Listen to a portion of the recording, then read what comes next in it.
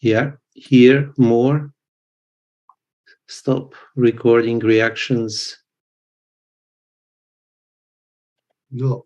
Oh, If yeah. I do it like this, Okay, good. then use the presenter view. Yeah. Oh, okay. So I must tell that this network, uh, Latin American network for condensed matter physics and material science, is organized by several universities in Latin America. And part of this network are the Universidade Nacional Maior de São Marcos, em Lima, no Peru, que é a decana das Américas, a Universidade de Barranca, no Peru, a Universidade Nacional de Colômbia, em Bogotá, a Universidade Nacional de Colômbia, em Barranquilla, a Universidade do Norte, também na Colômbia, a Universidade da Zulia, na Venezuela, o Sinvestaf, no México, a Universidade Católica do Norte, do Chile, a Universidade de São Sebastião, também no Chile, o Centro de Investigação de Materiais Avançados, no México, a Universidade Federal Rural do Rio de Janeiro e a Universidade Federal de Pernambuco, no Brasil. Nós temos ainda hoje como panelista e nosso amigo Stuart Holmes, da Universidade de Cambridge e da University College of London. So, Alexei, now is your turn. You can start. Okay, so actually, what I'm going to tell you now is it's written exotic magnetic flux patterns in superconductors between type 1 and type 2. And I must tell this is a very long and very wide project, which encompasses very many universities. And it started by two of us, the Professor Shanenko from then University of Antwerp, and then me, then from University of Bayreuth in Germany, and of course, Albina Aguiar. Then it continued in Brazil, and it was actually in collaboration with Professor Peters and Milosevic from the University of Antwerp.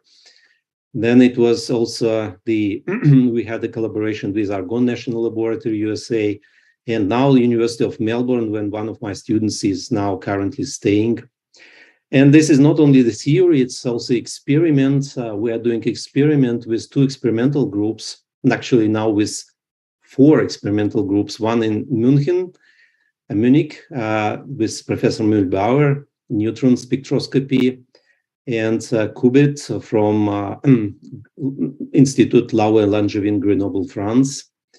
And currently we are doing something with Professor Stolarov from the Moscow Institute of Physics and Technology in Russia. And also, this 4th group is actually from Sweden, but it's joined us only recently. So, yeah. Well, the first thing which I'm going to tell you is very elementary. I'm going to basically say what is the topic of the talk. And you know that there are 2 types of the superconductors. This is a textbook stuff, and one is type 1, and the other one is type 2. The type 1 has only the Meissner state without the magnetic flux inside the superconductor, and of course the normal state. And the type 1 can have, in principle, in the bulk, the Meissner state, and the mixed state when the magnetic flux enters the superconductor bulk in terms of the vortices. And of course, you have the surface superconductivity, but I'm not going to tell you about this right now. The difference in the magnetization, if you measure the magnetization here, is in the type 1 superconductor, you have the Meissner state, and then the magnetization rises, so it's perfect diamagnet. Then it reaches the critical magnetic field, and it drops to 0, to the normal states. The superconductivity is destroyed. The type 2 does not have this first order phase transition. You still have the Meissner state and the linear rise of the magnetization. Then it reaches the first critical field and the bulk, of course, and then you have the gradual penetration of the flux, and the magnetization drops gradually to the higher critical field HC2.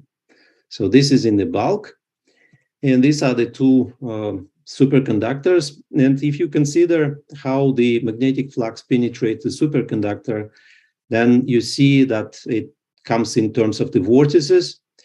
And these vortices in the type 2 superconductor are repulsive, whereas the vortices in the type 1 superconductor are attractive, and they are unstable. So the vortices are in type 2 superconductor, they form, if there are many of those vortices, they form the abrikosov lattice. They are all repulsive. This lattice, well, here I put two types of lattices. The original one was the square lattice. Later it was discovered that the triangular lattice is more energetically stable. And everything is, this type of the superconductivity is related to the Ginsburg-Landau parameter, which is the ratio of two characteristic lengths in the system, the magnetic penetration length lambda and the coherence length psi, and their ratio, if it is more than 1, then the superconductor is of the type 2, and if this ratio is less than 1, then the superconductor is of the type 1. But the question arose, and there was a question since the early ages of the superconductivity, what happens when this critical Ginsburg-Landau parameter is close to 1? And it happens in many metals, well, not so many, but quite a sizable chunk of the metals, they have this Ginsburg-Landau parameter close to 1.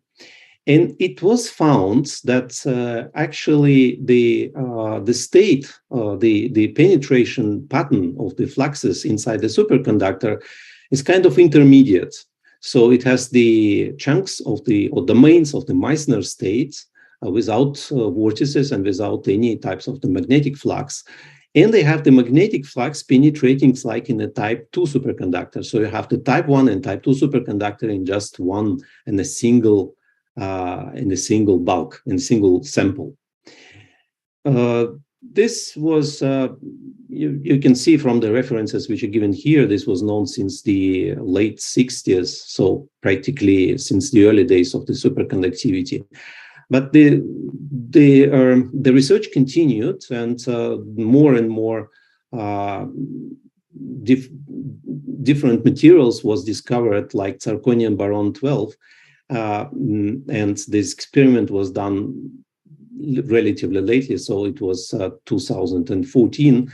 They found that actually if you decrease the temperature, at first it was here, you can see it here, at first it was the standard triangular lattice, and then when you decrease the temperature, the lattice breaks down and forms something like, you know, its vortices form chains or labyrinths or something like this.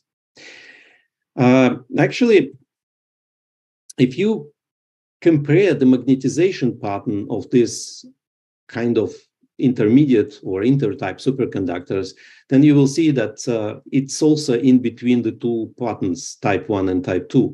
So it's as in type 1, you first have the drop, you first have the rise, of course, the linear rise of the magnetization. Then it drops as if it would be the type 1 superconductor, but not to zero, but to some finite value. And from this finite value, it continues to drops gradually until it reaches the higher critical field.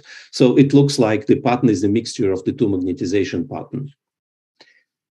Okay, so this is what the people just took one of the materials and doped this material so that they will change the Ginsburg-Landau parameter.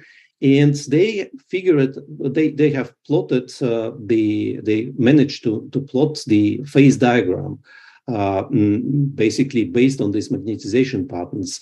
So here it's the type 1 superconductor, here is the type 2 superconductor to the left and to the right of this phase diagram. But in the middle, if you decrease the temperature, then you will see that you have the finite interval of the superconductivity, which was called type 2-1, or the intermediate type of the superconductors, as I said, with this feature of the Bose. And so this is what I'm going to tell you, what happens in this middle type of the superconductivity, type 2-1, or I call this intertype for the reason which will become later clearer. And basically, as I said, to summarize the vortices, we all talk about the vortices. Vortices in the type 2 superconductor, they are stable and they're repulsive everywhere. And the special configuration which they form is the mixed state of the mixed state is the standard vortex lattice. Of course, I'm not talking about pinning or any related effects. It's just a clear, the superconductor bulk S type. So everything is just as close to the textbook as it possibly could be. And the type 1 superconductor is that vortices are unstable, they are attractive, the interaction, they form the Meissner state. If the vortices are formed, basically the superconductivity breaks down. So I will talk about the intermediate type. Vortices are can be stable and unstable, they can be attractive and repulsive. And what is even more interesting is that you will have the many vortex interaction, and this will be the substantial part of the interactions. And the special configurations are very exotic, so that we could be lattice cluster, chains, droplets, and something else. Okay, so these are the questions which I'm going to address. The first one is, can one describe this vortex matter theoretically? How can you describe this? You see, the problem is that Ginsburg-Landau theory fails, and the microscopic calculations are too demanding, typically, even now. So basically, how can you reliably describe this theoretically? If you find the way to describe this, then the next question is this regime, the intertype regime or type 2-1 regime, is universal, or it is just it belongs to some very, very limited class of the superconductors?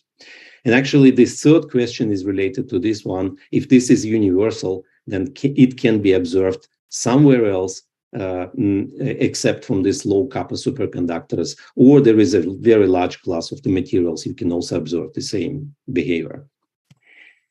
And before I tell you how can you describe the superconductivity, I will briefly tell why the Ginsburg-Landau equation fail in this particular case. It's enormously successful everywhere, including the type 2 and the type 1 superconductors, but basically fails once you want to describe something which is close to this critical of the intertype domain. Basically, the problem with the Ginsburg-Landau equations is that you have either the type 2 superconductors, depending on this Ginsburg-Landau parameter kappa, whether it is greater than 1 or less than 1, or you have type 1 and type 2 superconductivity, and everything what is in between is actually localized in a single critical point, which is the famous critical parameter, 1 divided by the square root of 2, and it does not depend even on the temperature. So if you plot the phase diagram, which is on the right, then you will see that essentially it is a single line which is not temperature dependent. So once you cross this line, the superconductivity abruptly changes, well, if it would be described by the Ginsburg-Landau theory. What is the problem? The problem is that the Gibbs energy, if you calculate the Gibbs energy of the superconducting state using the Ginsburg-Landau theory, and you calculate this at the critical temperature, then you will see that actually all Ginsburg, Gibbs energy, the Gibbs energy of all possible states would be the same. So the theory is infinitely degenerate. All possible mixed state configuration with arbitrary number of vortices, with arbitrary position of vortices, and actually not only vortices, they all have the same energy. Which, in other words, I would say the vortices do not interact because you can put them everywhere. And the Ginsburg-Landau theory actually becomes exact if you consider the BCS theory, the microscopic theory. Then the Ginsburg-Landau theory is in the limit of the T going to TC. is exact. So it's all what you can have in the superconductivity. So then the question is, this is actually related to the degeneracy. So it is related to the symmetry of the theory somehow. And if you breaks this symmetry, then you breaks the degeneracy, and it will create some finite interval where you can see this crossover effect on the intertype of the superconductivity. So this is the idea, and this is so general that actually it has to work whatever theory you use, whatever theoretical approaches you use. And the idea of us, and that was how this all started, we just used the perturbation expansion. The perturbation expansion with respect to the two parameters. One parameter is the proximity to the critical temperature. The other parameter is the proximity to this critical value of the Ginsburg-Landau parameter. And we calculated the energy of the Gibbs state, calculated in the limit of the critical field, and the difference between this energy and the Meissner state. Okay, so we just calculated this, and we use the standard microscopic theory in whatever form you use. You use either BCS directly, or you use the Bogolyub-Dvizhen equations, or you use the Eilenberger equations. You will get exactly the same. And this expansion looks very, very simple. So you have if you just keep the linear part of this expansion, these are these two terms. And the zero term, which is here in the middle, you can have the zero term, but it disappears precisely because we have the degeneracy. So we have the degeneracy, and that you subtract the Meissner state energy, that will give you zero. Okay, then after all pages and pages and pages, tens of pages of calculations, you arrive to a very simple formula, which is given here. Essentially, all the expansion looks like this.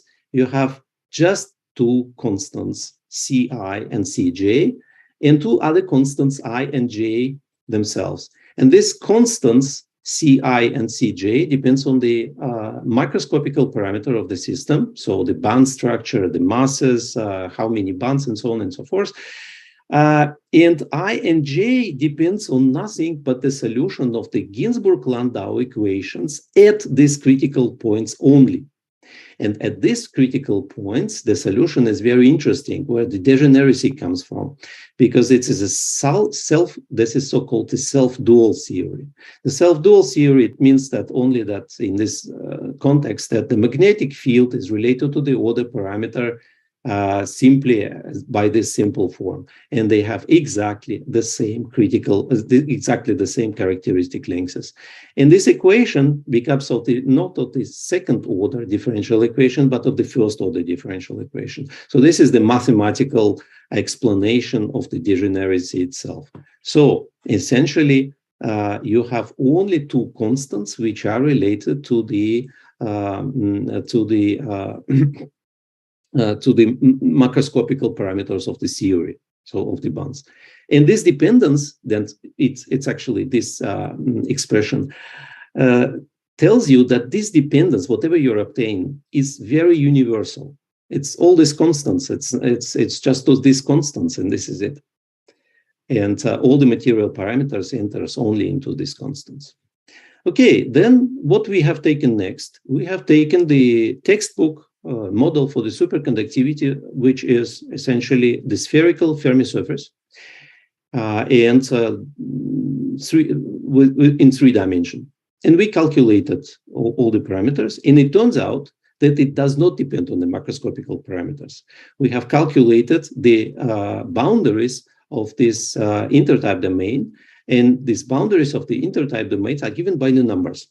So these numbers are 0.95, the upper boundary, and minus 0.057 is the lower boundary. We plotted them in a phase diagram and summarized all the known data for the clean samples. We calculated on different materials, different circumstances, different experiments, different papers, and all what we have is quite a very good agreement, so to say. So this is a really interesting result that this behavior is universal. It's a remarkable confirmation of the universality of the phenomenon.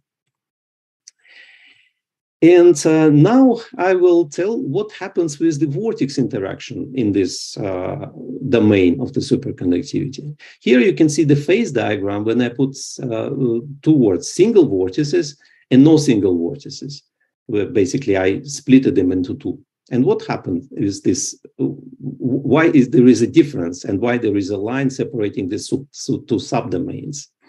It's actually the following. If you start with the red spot, the vortices are completely, the pair of vortices are repulsive, as it should be for the type 2 superconductors. Then for the yellowish or for the orange point, the vortices started to be attractive at long distances, but still repulsive at short distances. Then you go to the green, deeper into this domain, and you will see that the vortices are still repulsive at the short distances, but this distance of the repulsion shrinks. And then you cross this line, which is in the middle of this diagram, and then you will see that the vortices becomes completely attractive. So it looks like you are entering the type 1 superconductors, but it is not. And the difference between this is that the vortices in this domain becomes not the pairwise interacting. So it's not only the pairwise interaction which determines the state of the vortices. And I will show now, we actually calculated how the vortex configurations looks like this.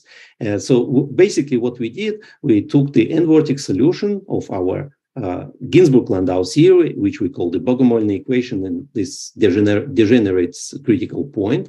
Use the perturbation theory to find out the energy of the vortices. And once we know the energy, we minimize this energy by varying the vortex position using some kind of Metropolis algorithm. So basically, you can do molecular dynamics, you can do the Metropolis algorithm. Essentially, there it is by randomizing movements, you can find the minimal energy of the vortex state. And here are two examples. The type 2 is the vortex lattice, and the type 1 is the lamellas, which is what you expect. It's a very standard thing. Lamellas because you keep the vortex flux, you keep the total flux through the sample fixed. If you don't keep this, of course, the lamellas will disappear if you are lower than HC, but we now keep the vortex fluxes. Now I will show you what happened in between the two configurations. So first is you start with the upper one is the type 2 superconductor, then you go and you already see that the vortices, the lattice of the vortex start to break down when the field is small. So it clusterizes. You have voids. You have voids of the Meissner state inside the vortex lattice. And the vortex lattice breaks down. And this breaks down continues to the larger field because the distances between the vortices become smaller and smaller. So here, you see this continues, the trend continues. The vortex clusters becomes forming something like chains. And then something else happens. Before this, at higher kappa, you see that the vortices inside the clusters are still forming the lattice. So these are the standard trigonal lattice. And now, from this point, they start towards something which is irregular, more or less irregular, and this is something like a liquid. This liquid becomes more and more liquid-like until they're actually forming droplets, which are round. And at the same time, you can see simultaneously, you can have the situation in which you have giant vortices or lamellas with the flux. And when these lamellas becomes larger, they still form the vortex clusters. So this is how it looks like.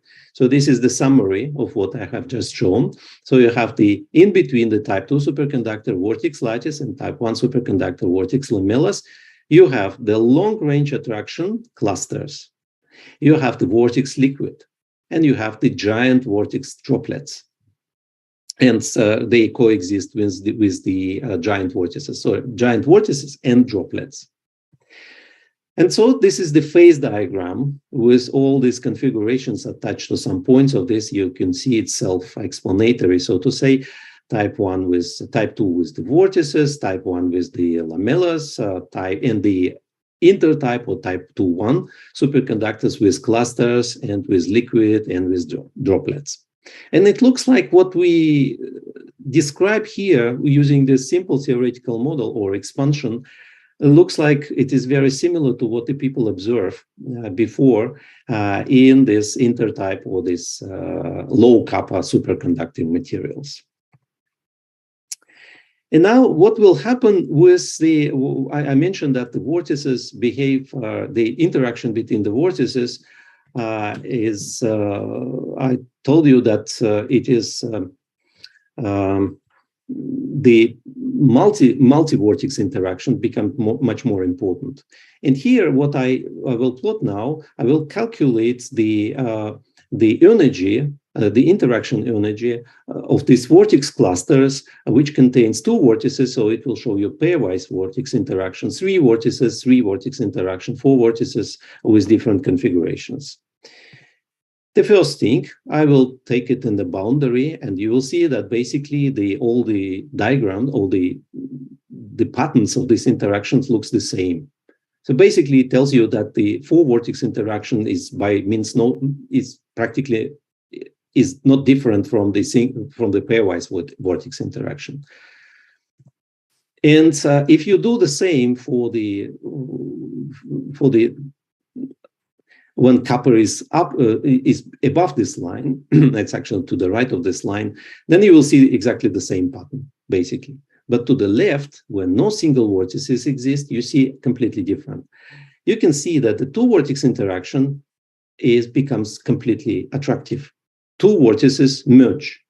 But three vortices, they will stay and they are stable because it has the minimum, and this minimum of energy is the absolute minimum. The same is for the four vortex interaction. Then we continue further, and you will see that gradually the three vortex interaction also becomes the cluster with three vortices also becomes unstable gradually. But the four vortex cluster is still stable. Then go to the lower boundary of this domain. It's still in this domain, and you can see that the two vortex interaction are already completely repulsive, attractive. Three vortex interaction is completely attractive.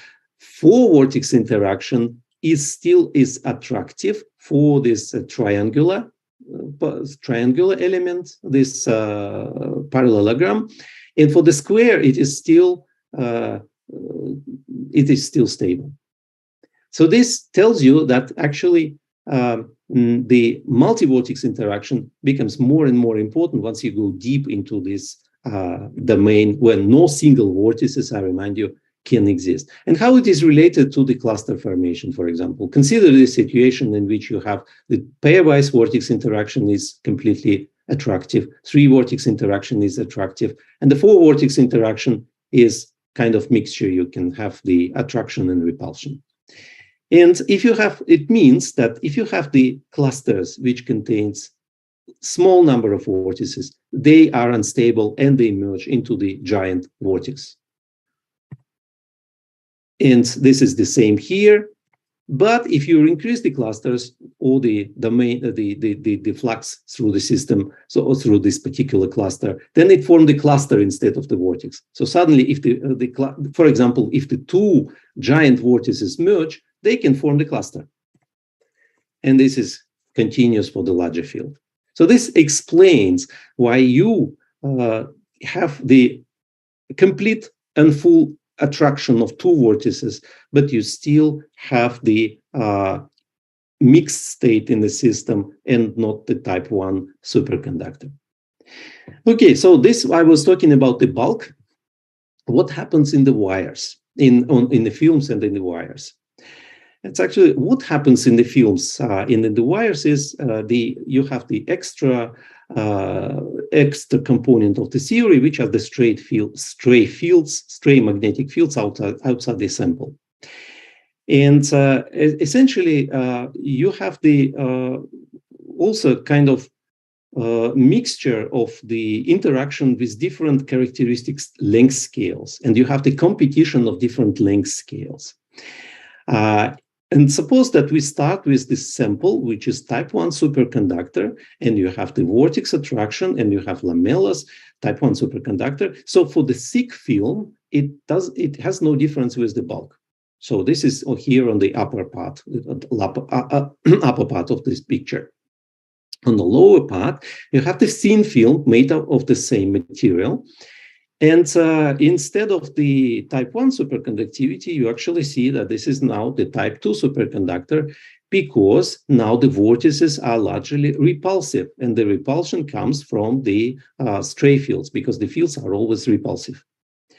So in between, it is expected that in between you will have still the area of this intermediate or type 2-1 domain or intertype domain with some very strange configuration of vortices. And this is indeed what happens. This is the calculation which has been done by the student of Albina Aguiar, and he came from Colombia, so this is really international, as I told you. So this is what we see, and we see quite strange pattern appearing. For example, when to the left is the thickness of the sample, and when the thickness of the sample, it's measured in the coherence lengths, is 8, then you have something strange and some counterintuitive appearing. You have the superconducting molecules, I would say, they're forming the triangular or close to triangular lattice. And the same happens with the when the thickness is 6.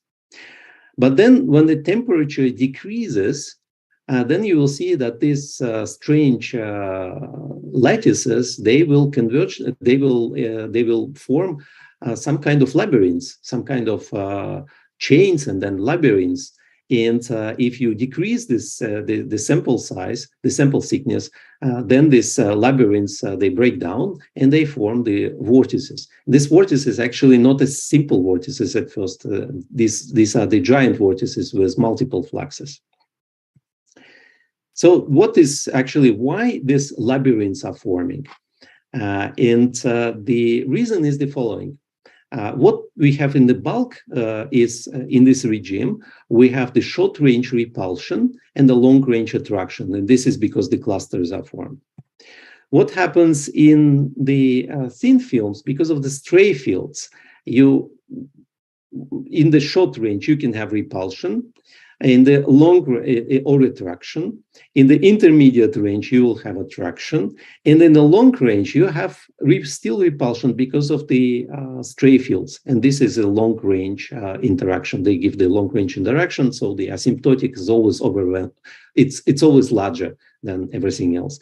And because of this, we know actually from it's a very general knowledge, so to say, that this kind of mixture of the two different length scales form with the long range attraction. It helps to form the stripes. So now I will show you the results of the calculations for the wires. And for the wires, we have the following. We have the now I showed you the results from the bulk, and compare with what happens in wires. We take the wire again from made of the type 1 material. So when it is thick, then it forms the usual stripes of the normal and the superconducting state. So this is equivalent of lamellas. But when this wire is very thin, it forms the chain of vortices. So it's an equivalent of the type 2 superconductivity, as expected. In the middle, you will have something which reminds me this transition to the in between the two. So this is really intertype domain, so to say, for the wires. You have first the clusters of vortices, then the clusters becomes larger and larger. They merge into the chains. So this is very, you can see this is kind of obvious here. I don't have to explain this any further. Okay, now I will come and to describe another types of two superconductors, which is called the multiband superconductors, where this behavior was also found, and it was actually the source of the great controversy, because originally the people thought that what they have seen is specific to the multiband structure of the superconductivity. Multiband structure is essentially nothing but that you have several condensate coexisting in the same sample. And if you have two condensates, so you'll write the free energy, for example, it's example here, you have two bands and two condensates, so you have two separate Ginsburg Landau part of the energy for each of those condensate, and you have the coupling, which is nothing but the Josephson coupling between the two condensates. So at first it was speculated that the strange vortex configurations which are found in this type of superconductors is specific to the two-band system, and they were nicknamed by the 1.5 superconductivity. But the other researchers argued that with two bands, actually you don't have anything so special, and this is related to the origin of the Ginsburg of the Landau theory of the phase transitions. And essentially, what you see is nothing more but what you can see in the one-band material. So here we did the recently some calculations just for the two-band system, for the two-band model, and actually it's all started with the 2015, also in Albina's group. And where we have established the phase diagram for the two-band system, and it looks like this phase diagram looks very much the same as the diagram for the one-band superconductors. Exactly in the same way. Here we just followed these lines going to and from. So this with field temperature decreasing and the temperature increasing, and we have found the same kind of patterns. So the first you have the vortices, vortex lattice.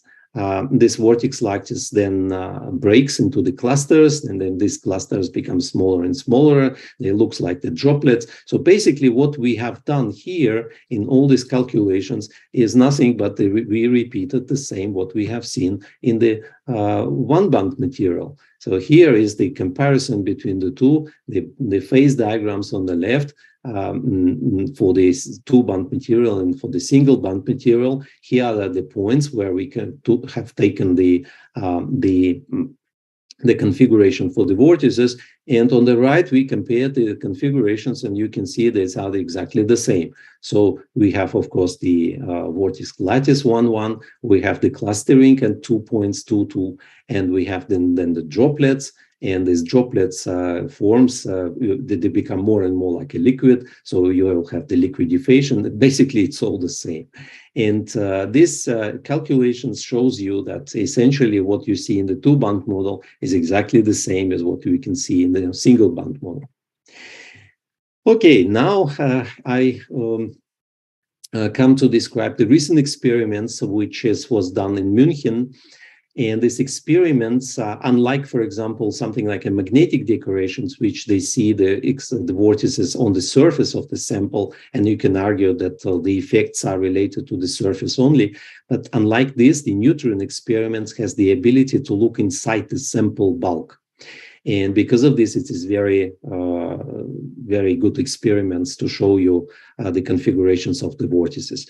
The experiments scheme is shown on the left, and you can have the neutron beam, which passes through this sample, and because of the magnetic field, they are distorted, and you can see you can measure the form factor of the distribution. And what they have measured showed that actually you will have the clusterization of the vortices. How can you judge this from the form cluster? Essentially, you have the following: you have the main signature of this is of the intertype domain and of the intermediate mixed state with the clustering of the vortices is in the middle, this middle point.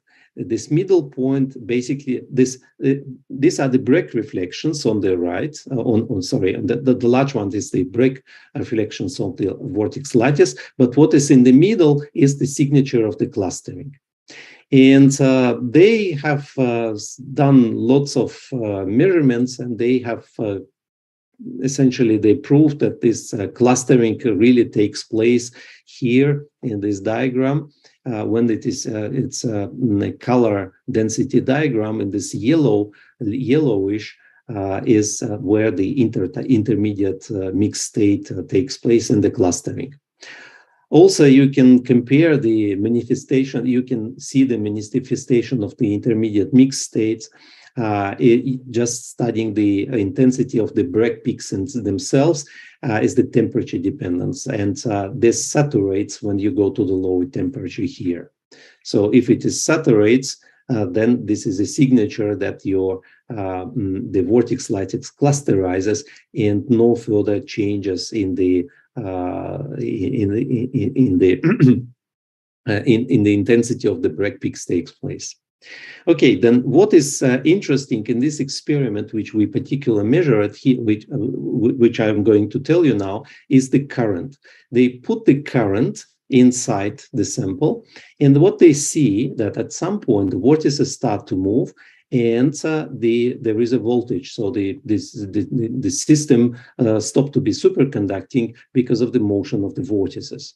It takes place at different currents if you apply different magnetic field, but what they measure is how the form factor changes with this current. And they found out that once the current is beyond this critical current, so the voltage is non-zero and the system is non-superconducting, this central point becomes, the central point is changed. It elongates in one direction, which essentially points out that the vortices forming the kind of stripe patterns. So instead of the clusters, you will have the stripes of vortices.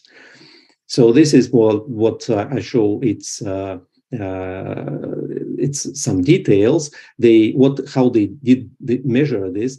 Actually, they rotated the sample and they saw the changes in the form factor. And if you rotate this in the direction of the stripes, then you see one pattern. And if you rotate in the directions counter the stripes, then you see the other pattern. So this is how you actually measure, and how do you prove that the patterns do appear. But of course, what you see is just the form factor or the Fourier transform of the vortex distribution. These are the results of the calculations, which also has been done in Pernambuco in Recife.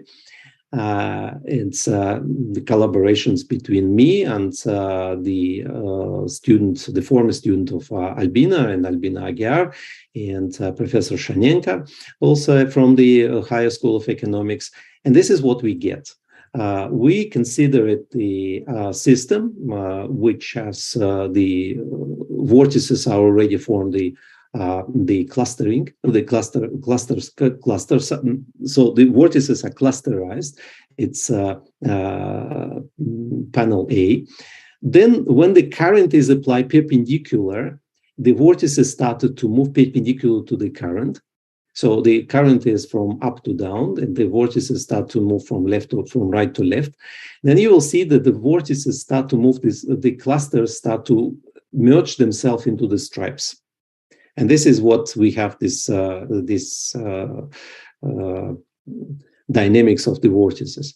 And in the end, before you had this, of course, we do not have this, the lattice structure, because in the real niobium, they have the anisotropy, and this fixes the direction of the lattice. We do not have the direction of the lattice in these clusters fixed, even though you can see that the lattices, the clusters have the lattice structure, but it is not oriented. But you see this clustering, it is reflected on the central point. And here, once the clusters form stripes, the central point becomes elongated. And this is what you see in the experiment.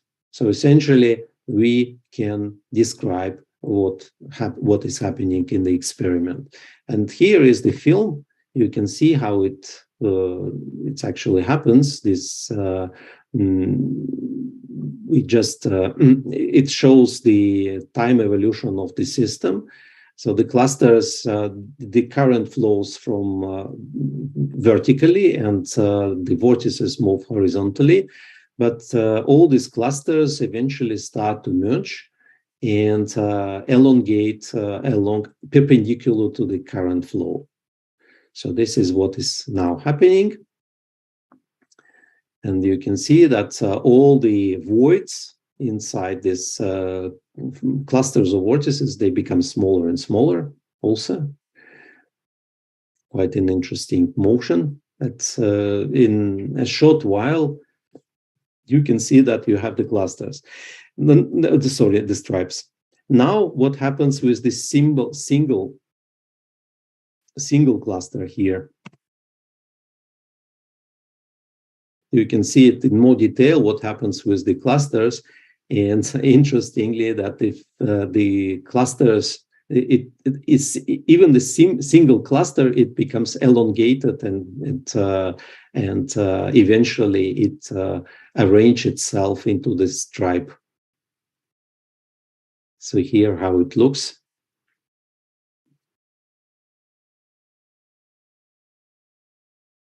And yeah, it's already a stripe.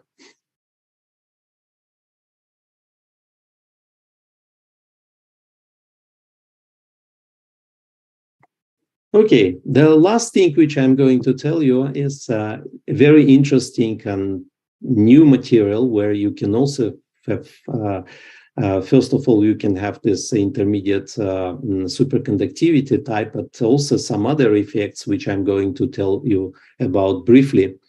And these are the class of the superconductors in which you have, alongside the superconductivity, you have ferromagnetism or antiferromagnetism. And this is the European materials.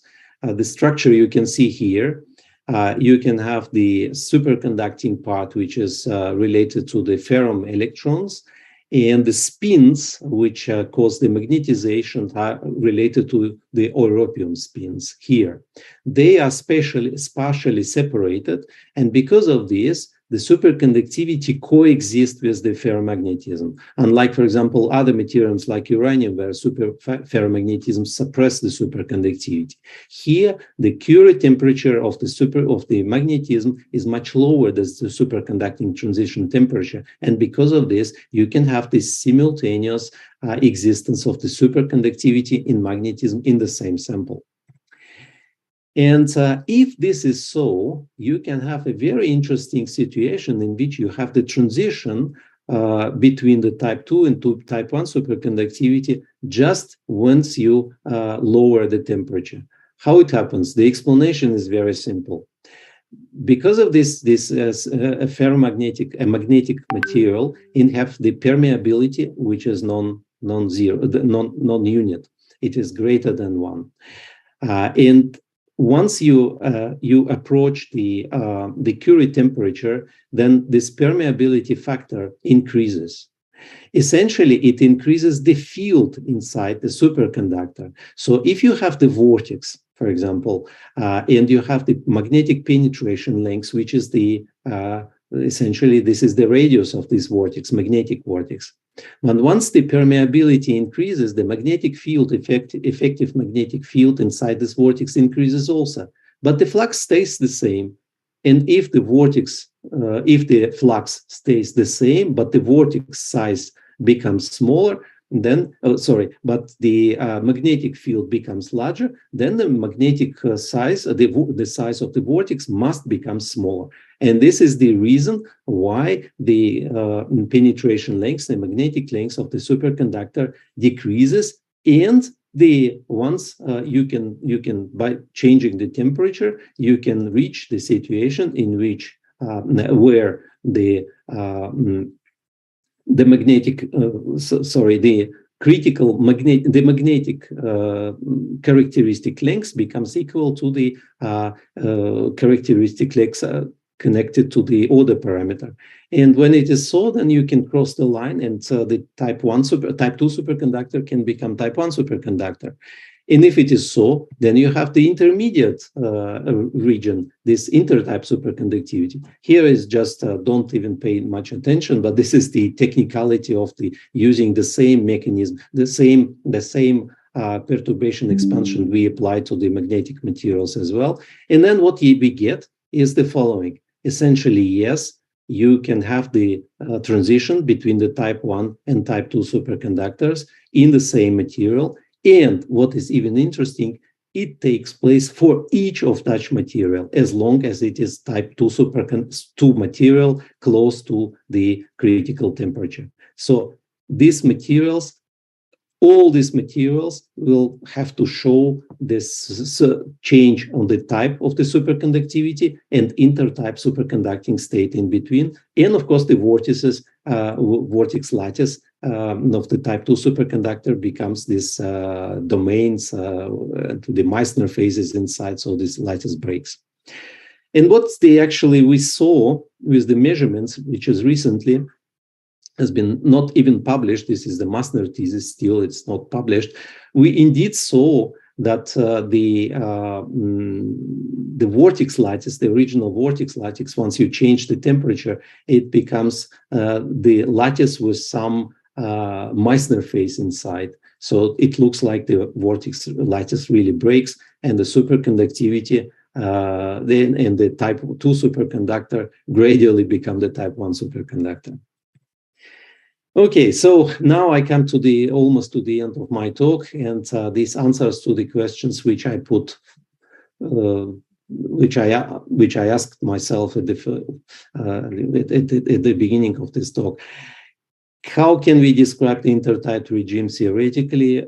It's perturbation expansion close to the B point, to the special point is give a very satisfactory description. Is this a universal phenomenon? Yes, it is the universal phenomenon. And it's actually related to the degeneracy. And the degeneracy is also related to the kind of self-duality of the theory, which is essentially means that you have two characteristic lengths, and these two characteristic lengths becomes equal. And because of this, we have this kind of regime can be observed almost in many systems, not only in the standard low kappa BCS superconductors, but in many band superconductors, in thin films, and in magnetic superconductors, and possibly somewhere else. Okay, and to the last of things which I would like to discuss is a very speculative but very interesting topic. It's actually what we have found by calculating many of such materials is that it's actually related to the very general phenomenon which is called the pattern formation in physics. Here on the left, you can see the results of the calculations for the thin films, and on the right is the distribution of the viral infections in the populations of the animals.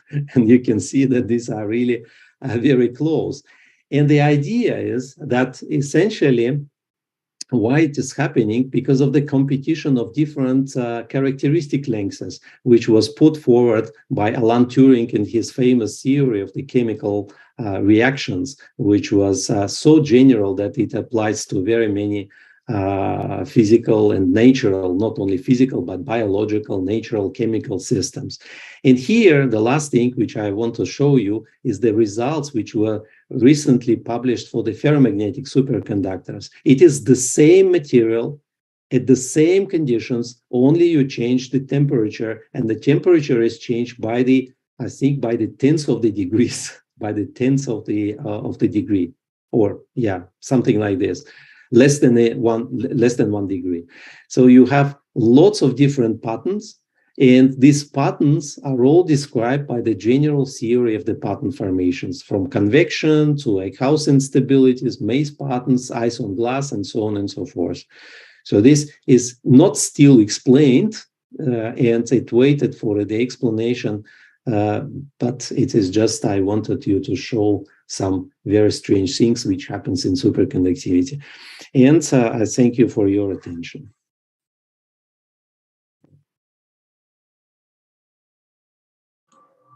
Thank you, Alexei, for this very, very nice talk. And now we will start the panelist session.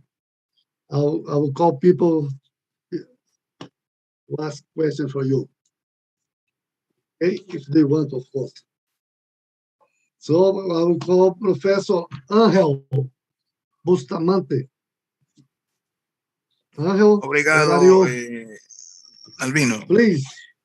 My question is, thank you. No, first, thank you very much for your presentation. In one lamina in your presentation, you told a thin wire. What is the dimension, diameter, in nanometers or micrometers model? Well, actually, we measured this in the units of the coherent lengths.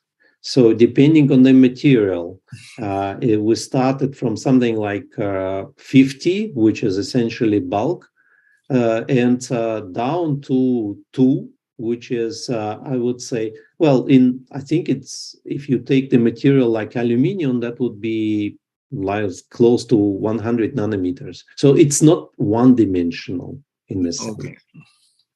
Thank you very much.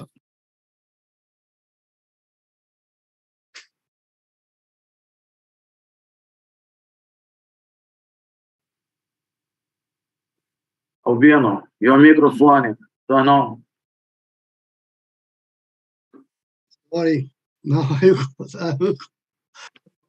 thank you, Isaias. I'd like to call Professor Juan Carlos Gonzalez. Juan Carlos, are you there? Yes, thank you, Professor Albino. Well, I was wondering about what happened is we down the scale into nanostructure materials is I don't know, it's the same problem, because you talk about strip. You can say something about this. Thank you indeed. Sorry, I did not understand quite. Yes, maybe I speak very, very, very quickly.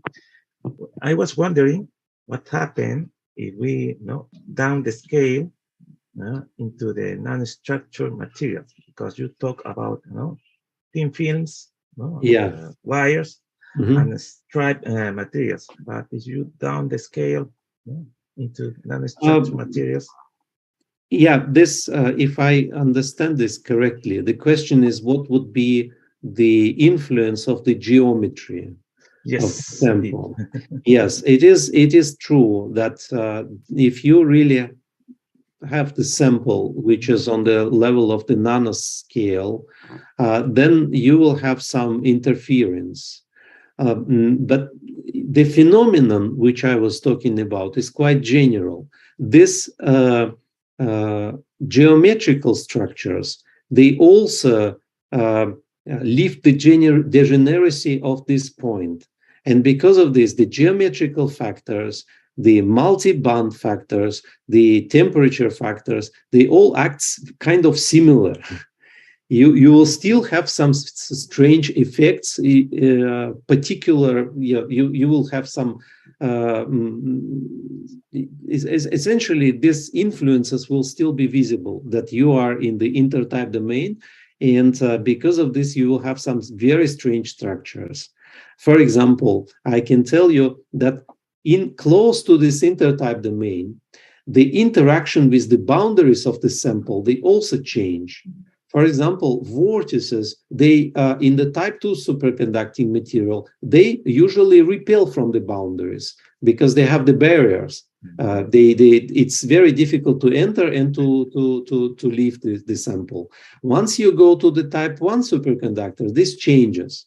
And in the middle, you will have the situation when, for example, vortices are attracted to the boundaries, and they are attracted to the long range and they are repelled from the short range. So they are located kind of close to the boundaries, these vortices, and this is what we have seen.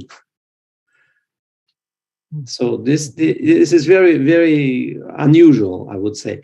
And I would add one more thing. It's actually this is one of the reasons why we approach experimentalists, and they were very interested because it can be used in the measuring devices. This effect. If you somehow can change the system from the type 1 to the type 2 superconducting, for example, by lowering the temperature in the ferromagnets, then this can be used as kind of devices which measure very effectively the magnetic field and squeeze or something. Oh, many things. So a lot of information I would like to know to write. But many thanks for your answer, no, Professor Albino. No. Thank you, Professor Okay. Juan Carlos. Now I would like to call Professor Ricardo Celis. Ricardo, are you there? Thank you, Albino. Good morning. Good morning, Dr. Alexei, Vagov. No questions. Thank you very much. Thank you, Ricardo. And now we move from Peru to Colombia, Alexei. Mm-hmm. I'd like to call Professor David. David, are you there? Hello? No. So let's try Professor Jairo. Hello, Jairo? No, they're not there. So move to Venezuela now. Professor José Fermi. Muito obrigado. Buenos días. Thank you, Alexei, for your very didactic talk, at least for me. I have two questions. First, you talk about a liquid phase, right? A liquid phase of the vortices, right? Yes. In this sense, I would like, this is very naive question. I would like to know if in this range, when vortices interact, this interaction is similar to what we observe when two water wavelets interact. Sorry, what interaction? Two water wavelets. When you have two waves in the water, two wavelets in water. Two wavelengths. Yeah, I cannot answer this question because I think that I cannot really say that you can have the simple model of the vortex interaction. Maybe you can. We are not that, we did not study this yet that precisely. We can have that, yes, you can have two lengths, if I understand the question correctly. The question is, if you can describe this using the simple potential between the vortices, and this simple potential have the two different length scales. Is this correct? Yes, I'm thinking about interference. Some interference. It's very difficult to say because you can see that in this system of this vortex system, you cannot reduce the interaction between vortices to the interaction between two vortices. Yes. And this, in this sense, it is very strange. Like in typical liquid, you will have, for example, like take the water, then you have molecules. And you have something like the short-range repulsion, short-range repulsion, then the repulsion changes, and then you will have, but everything can be described using the model in which only two molecules interact. Yes, thank you. Here, yes. here it is absolutely out of the question. If you have two vortices, they move together and they merge. They have three vortices, they also merge. But if you have 10, they form the cluster. Yes. And we do not know yet if there is any analog of the in other parts of the physics. We only know what we did, why we call this liquid. We calculated the form factor. And we see this transition like you have in the usual lattice, you'll have the form factor which oscillates, then it drops, but you still have the something which the vortices cannot move very close one to another. So in this sense, there is the hard core of repulsion. Yes, the last question, very short. Mm-hmm. You show a slide in which you made an experiment. You showed you made this experiment in Pernambuco, where you applied a current perpendicular. Yeah. I would like to know what happened if you applied the current along the vortices. Yeah, this we haven't done, and this was not the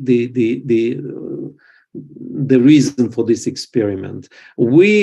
I think we will do this. Yes, we actually plan to do this because it looks like you can also control the superconductivity type if you apply also the current along the vortices. But we have not done this, neither experiment. Well, experiment has been done, but there is no theoretical explanation for what is seen in this experiment. But I hope in the next year, then I will be able to answer your question. Thank you, Alexei. Congratulations. Thank you, Femi, for your contribution. And now I would like to call Professor Stuart Holmes. Stuart. Thank you. Thank you, Alexei. Very, very interesting presentation there. A lot of information which is not exactly my field, but I'd like to ask a technological question. If I wanted to combine type 2 superconductor with a semiconductor, say to study Andreev effects, or perhaps study a Majorana fermion or something interesting that we could make a qubit from. Is there, we know that interfaces are very important. You briefly mentioned interfaces. Is there anything about the intertype behavior that would be, say, detrimental to Andreev scattering? Or could you have any comment on perhaps combining these materials with a semiconductor? Yeah, we think about this. We are thinking about this question. Yeah. And at this moment, our understanding is the following, that yes, you can, by combining different materials, for example, combining the superconducting materials on the top of the ferromagnet and probably on the top of the also of the metal as well, probably semiconductor as well. And by doing this, you can, in principle, reach the situation in which you have this two-band superconductor when one band is active and the other band is this substrate, kind of. And if this is so, then you can, in principle, reach the situation in which the superconductivity is neither of the two type.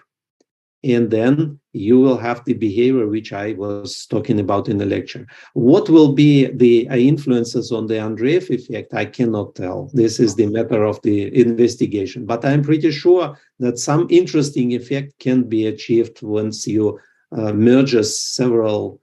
You have the layered structure, for example, in these materials. Thank you. It's very. I'll look up some of your papers. It's very, very interesting. Thank you. Thank you.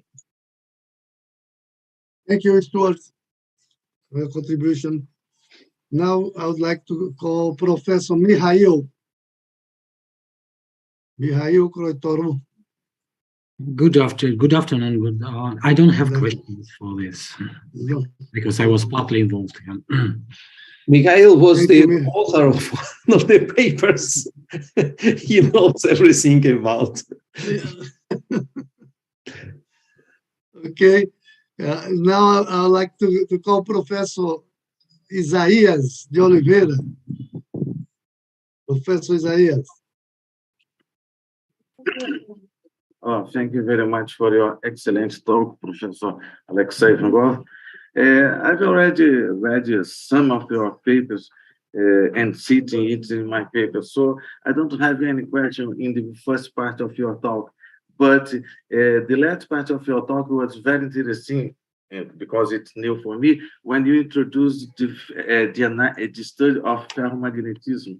In order to change the type 1, type 2, and of course, the intertype. It's new for me. I didn't read anything about this, and I would like, if possible, you say that the transparency to albino send for us, because it's very interesting.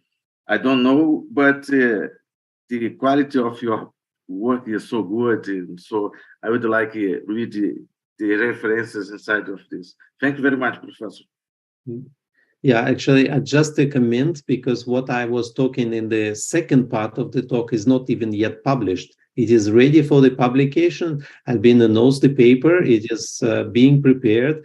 But in what has been measured, because we delayed the publication of this paper, because apparently what we have predicted was measured recently.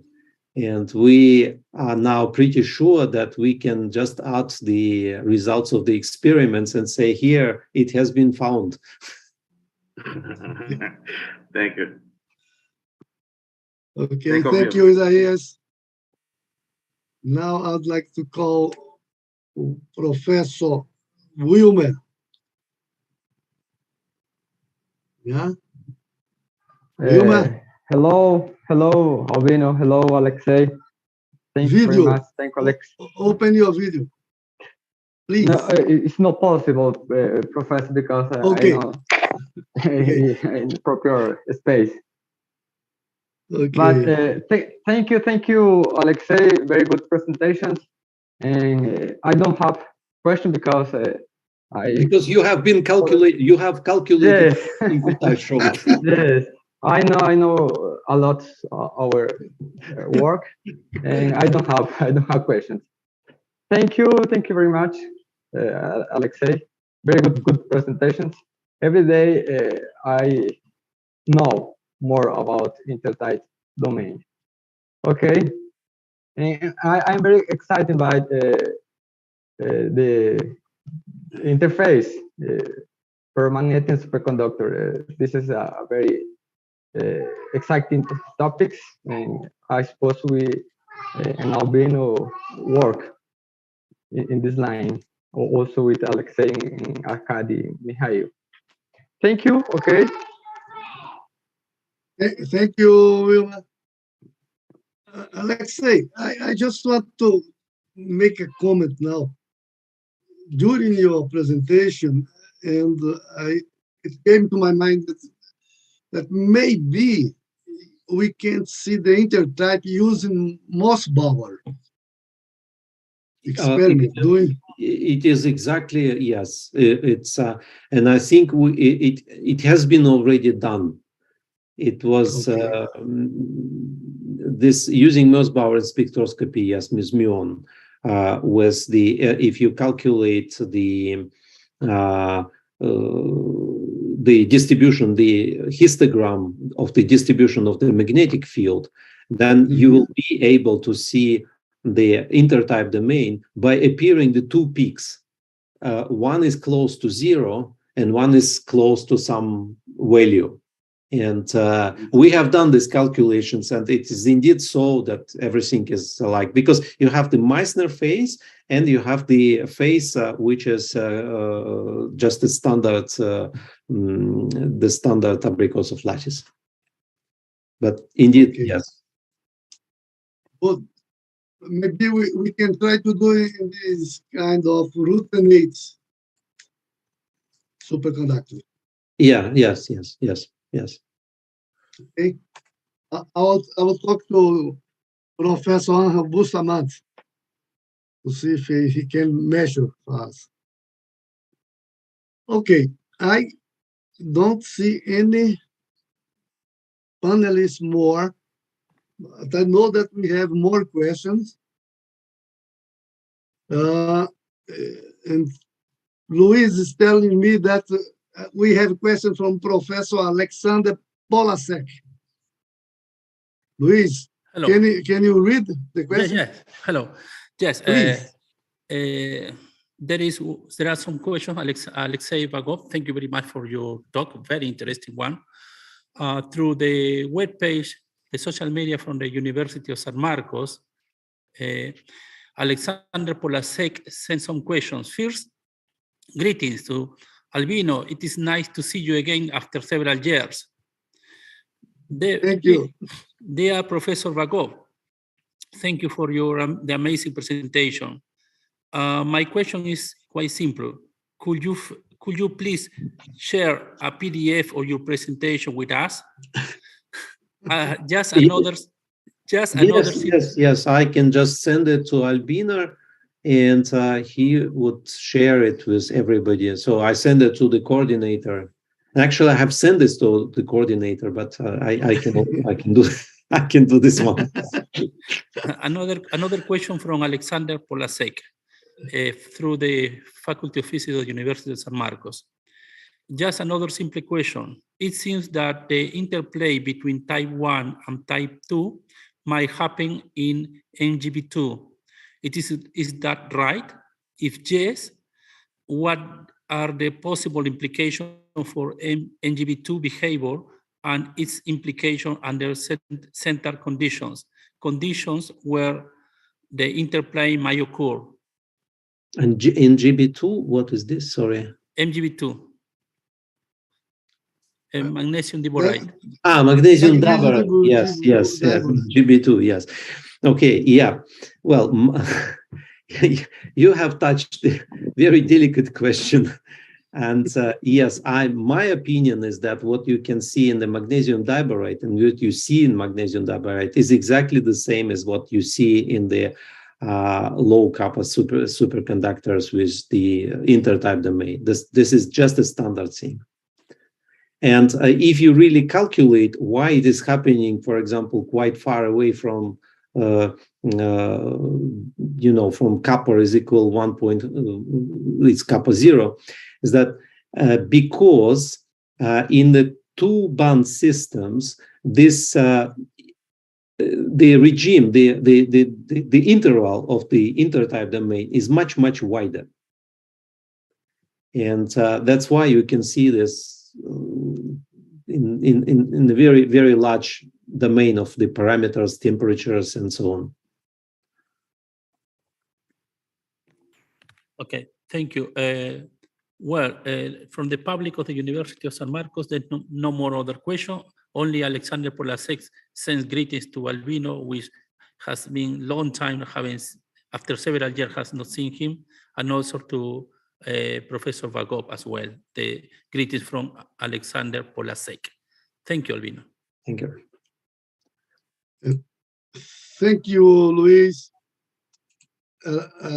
Alexei, Professor Alexander Polasek, he works at CEPEL in Rio de Janeiro. It's a center for research connected to the electric power and energy company. I think you met him some years ago. Maybe, yes.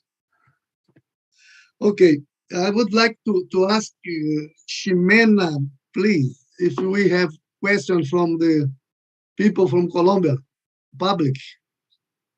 Ximena, are you there? Buenos días, profesor Albino. Good morning, Professor Alexei. En este momento, por este lado, we don't have questions from here, but we can pass to Eliana for the other reads. Networks here. Thank you. Thank you, Ximena. Eliana, please. Good morning.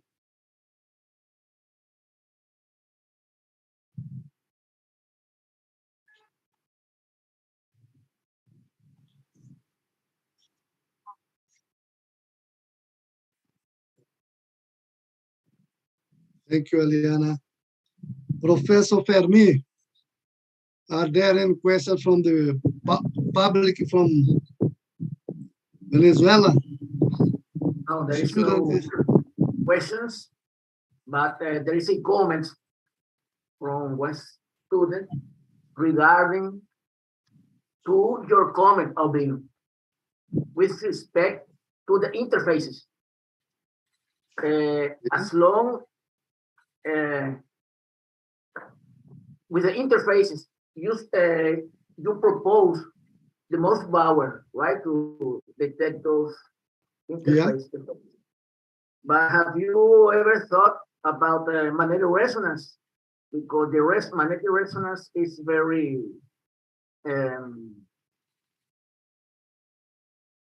detects those interfaces effect. It's possible to apply magnetic resonance. Alexei, it's your turn. I cannot really comment on this with the magnetic resonance. No, I simply cannot really say. I cannot say anything. So I would say that will be very difficult to see this.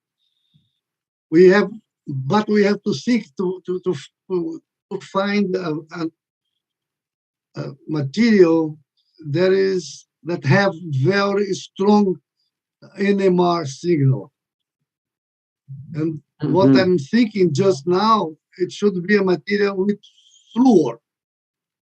fluorine. This will be the best. But I'll take note of your question. Good question. NMR is a local problem as neutral.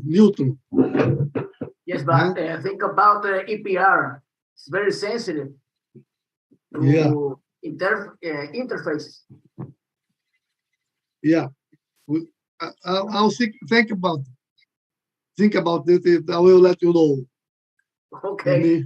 Thank you again, Albino, Alexei. Thank you, Ami.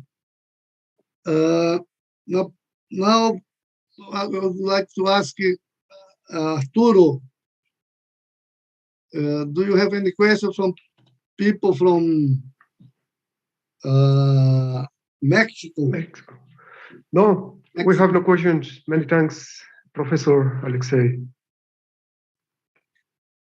Thank you, Arturo. And now I would like to call Professor Felipe Mondac. I think he is not here. Felipe, are you there? No. So, Alexei, I am obliged to say some words, because you see the General Secretary already appeared. Yeah, he's checking everything. He's the big boss. No. Just just another message in the from the Faculty of Physics, the University of San Marcos, is from again from Alexander Polasek. He said that he worked at CEPEL Electrical Engineering Research Center in Rio de Janeiro, and his email is polasek@cepel.br, and also alexanderpolasek@gmail.com. That's the last. And well, maybe we have the last, maybe the words to say goodbye words from Alexei Vagov, if there is not any other question from the public or any other question from the panelists.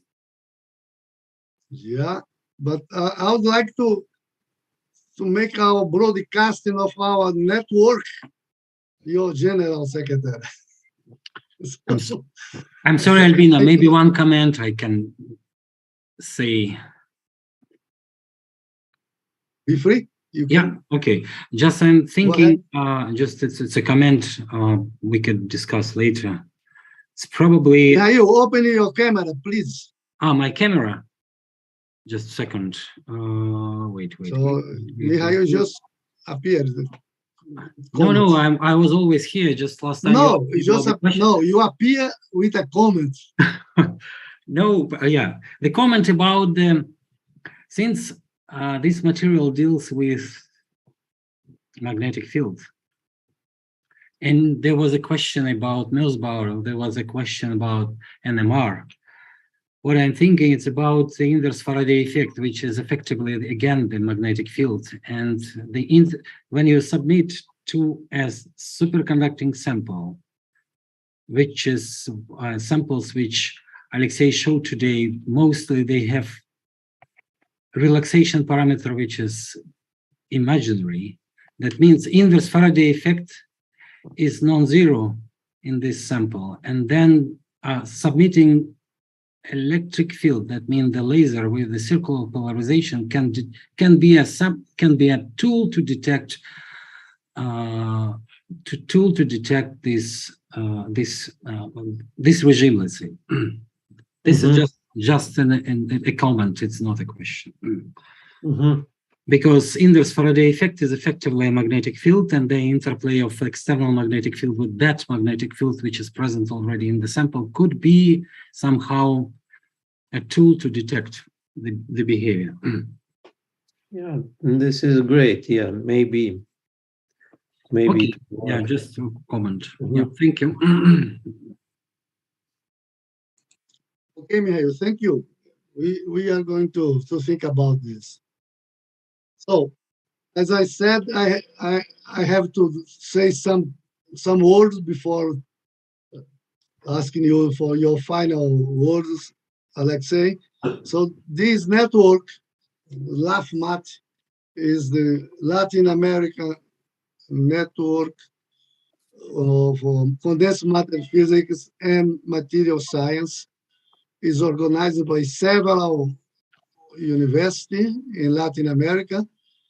We have the University Nacional Maior de São Marcos, Lima, Peru, Universidade Barranca, Nacional de Barranca, em Peru, Universidade Nacional de Colômbia, em Bogotá, Universidade Nacional de Colômbia, em Barranquilla, Universidade del Norte, em Colômbia, Universidade de Zulia, em Venezuela, o Centro de Investigação de Materiais Avançados, no México, o Sinvestaf, no México, a Universidade Católica del Norte, no Chile, a Universidade San Sebastián, em Porto Montt, Chile.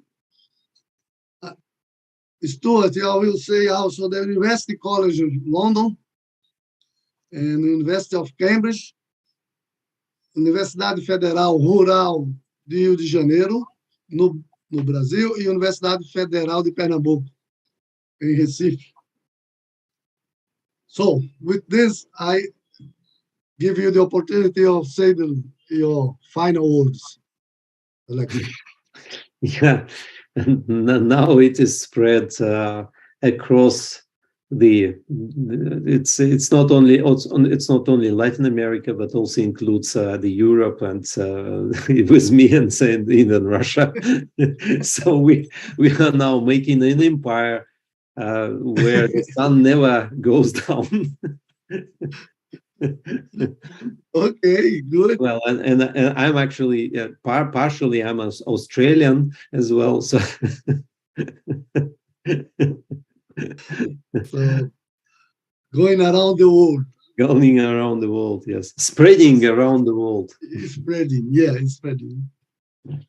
You see, your General Secretary is spreading around the world.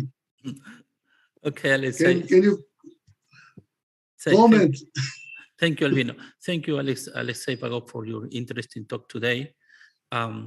Alexei, as Albino has told you, we organize every week, every Saturday, online talks. And let me tell you which to the public which are the next talks for next Saturday. Okay. On 1st of October, the speaker is Antonio Jefferson, and his talk is about crystal growth and superconductive properties of the chalcogenides intercalated with transition metal and rare earths. He is from the USP, Brazil. In October 8, the talk is from Dr. Peter Newton from the University of Cambridge. His talk is Composite Elements Barcodes as Portable Magnetic Memories. October 15, Armando Navarro from the University Federal of Pernambuco. October 22nd, Sergio Resende from the University Federal of Pernambuco as well. October 29, Jose Luis Ochoa from the Venezuelan Institute of Scientific Research. The chair will be Professor Jose Fermin. In November 5th, Dr. Adrian Ionescu from the University of Cambridge, he's going to give a talk as well. November 12th, Professor Diego Lamas from Argentina. Professor David Landinés from the University of Colombia will be the chair. In November 19, Professor Edson Sardella, Professor Isaías Gonzaga Oliveira is going to be the chair. In November 26, Sergio Conejeros Espindola from the University of Antofagasta in Chile. The moderator, I think that will be Professor Arturo Martinez from Mexico. December the 3rd will be the speaker Leopoldo Suescun from Uruguay. Professor David Landinés is going to be the chair. In December 10th, Alexander Polasek is with Professor Isaías is the chair. And finally, December 17, Carlos Santos, which is the invited speaker from Professor Albino Aguiar. Then we are going to have, for Christmas and New Year, we are going to have some rest for some holidays, and then we are going to start the next year again. Well, thank you, Alexander Vagov. Thank you, everybody. Maybe we can open everybody cameras, Albino. Yeah, please. Everybody open the camera, please. Of the camera, just to say goodbye for Alexei. Thanks, Thank you, Alexei. See you the next one. Thank you, indeed. Ciao, everybody. Ciao, ciao. Yeah. Ciao, ciao. Ciao, ciao. Abrazo. Goodbye. Thank you. Alexei. Thank you, Alexei. Thank you. Hasta luego, gracias. Thank you. Thank you. Yeah. Gracias, gracias. Okay, Alexei, you Ciao. can close. When you close, Ciao, ciao. everything will be closed. Recording stop.